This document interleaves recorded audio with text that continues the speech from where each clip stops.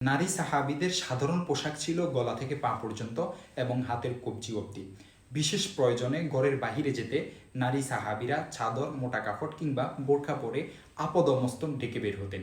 এছাড়াও নারী সাহাবীদের পোশাকের কিছু বৈশিষ্ট্য ছিল। এক, তারা মোটা কাপড় পরতেন যেন বাহির থেকে নজর না পড়ে। দুই, দীর্ঘ পোশাক পরিধান করতেন যার দ্বারায় আপদমস্তক ঢেকে যেত।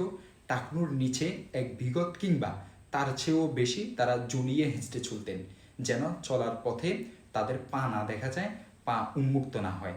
তিন, তারা ঢিলে ঢালা পোশাক পরিধান করতেন যেন শরীরের ভাঁজগুলো না ফুটে ওঠে। চার, পুরুষের সাদৃশ্য পোশাক তারা পরিধান করতেন না।